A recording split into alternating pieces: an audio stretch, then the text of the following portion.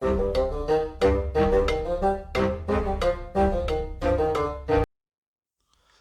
and welcome to the Critically Clueless. Today we are in Crusader Kings 3 and we're going to be talking about a subject that we haven't actually spoken about so far on the channel, and that is our Dynasty. Now, as I say quite often, this game is not about today, it's about tomorrow, and that's that you got to be forward thinking when you're playing Crusader Kings to really get the most benefit out of it. So that's what we're going to be talking about today. If that interests you, then stick along, because that's what this entire video is going to be about. And of course, if you are interested in Crusader Kings content, then don't forget to hit that like button, and of course subscribe to the channel, as we are trying to cover everything we possibly can within the game, answering everyone's questions. This game recently got released on console, and unfortunately there's a few things that we kind of need to know that this game just doesn't really cover on its own.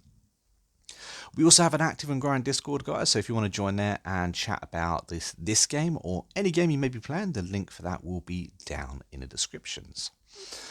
So, Dynasty, what is it? Well, basically, it's your legacy, your family's legacy. And when you very first start the game, especially if you're picking kind of like a rag to riches type of family, you have almost no dynasty from the very beginning. However, you could always join and become one of the sons of Ragnar, playing as Ivor the Boneless, and then you've already got a dynasty, kind of a legacy already running.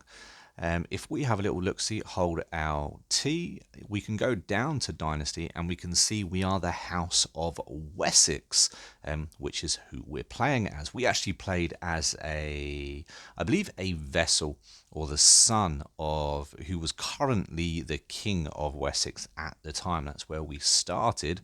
Fast forward 300 years, and now we are glorious. We have almost 300 living members of our dynasty, and to the most point, almost all of them actually contribute to the amount of score that we receive. And you can spend this in our legacies. We open up the legacies and we can pick whatever perks that we want to continue down our lineage. I think one of the first things we should do before we get into what we can actually acquire through those perks is actually talking about how to get the score. So if we look at the top bar here, we can see that currently we have 2141 renown points that we can then spend on legacies currently. And every tick we are getting 16.7, which is actually a pretty respectable score. And if we click on that, it can give us the breakdown of exactly where our score is coming from. Now, unfortunately, we currently have 299 living members, but the points that gives us is actually capped at 100, which is a little bit it's sad that it's capped, because I think, spreading your dynasty across the entire world, end up having 1,000 living members of your dynasty could be pretty cool. I think, to be fair, that should go towards your score, but we're capped currently at 2, which is fair enough. But we currently have 3 living emperors, which is pretty cool. Each emperor gives us 2. We currently have 2 kings, 2 dukes, 1 count, and 1 baron. As you can see, every living member of our dynasty that actually currently holds a title contributes towards our overall score. We have 1 king by marriage, 5 dukes by marriage, 2 counts by marriage, and again, all of these contribute to our score as well, which is pretty cool. And then we actually have, if you get an emperor, which isn't very easy to do, but if you do get a dynasty member to sit on a throne of an empire, you also get a percentage boost. And as you can see, we're receiving 15% boost here, which is quite cool. And that is why we're currently earning 16.7 per tick. Now, as you can see, we are, and this was our direct kind of input and impact, and we are the Emperor of Britannia, the Empire of Britannia. We also have a dynasty member here in a Byzantine Empire, which is quite cool. And you kind of get these through marriages. Marriages are so important. Again, this is another empire, another dynasty member. You can actually tell if they're dynasty members or not if you have a little look-see. There's this picture of kind of like a green tree, and as you can see, it is a member of our dynasty, but not a member of our current house.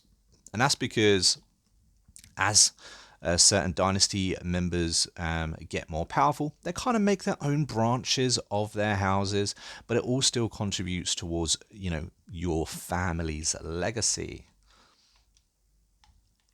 And I believe we have, is it a king here? A sultan.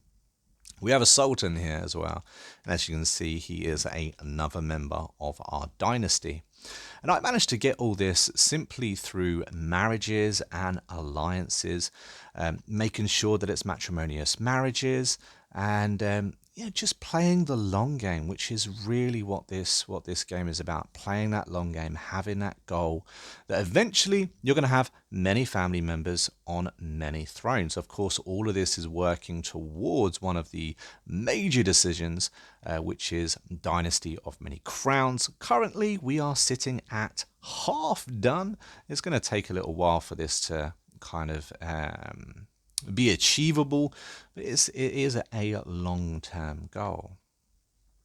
But actually keeping an eye on your dynasty, keeping an eye on the type of legacies that you can pass on are so powerful. There are some really powerful perks here. Some simple, some very powerful to keep an eye on.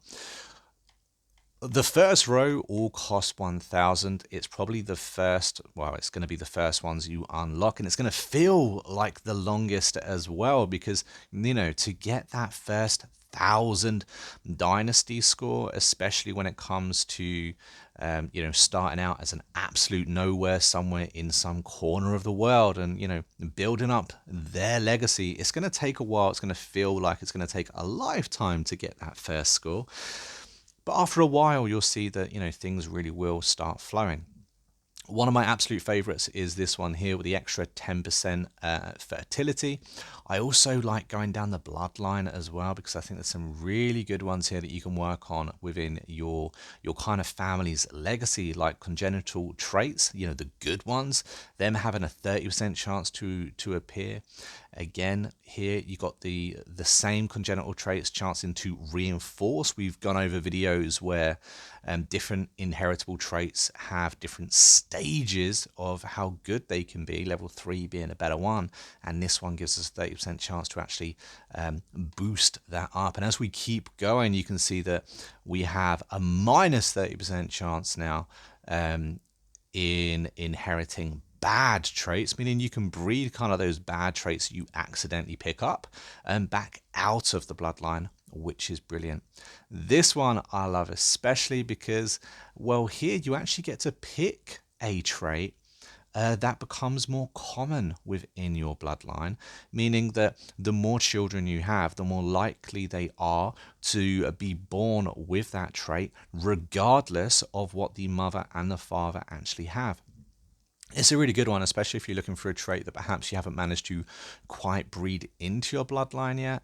And to finish it off for 5,000 dynasty points, you also get an extra 5 years life expectancy. I do try to have a long range, so, getting my current players up to living to, 80 years old. It's not easy, but having that extra 5 years can certainly help. There are some really good ones at the very beginning of the game. I don't normally pick a mostly fair because I feel that a 5, an extra 5 popular opinion just really doesn't cut it. A dread gain could work well if you have, a martial type of player that you're working with.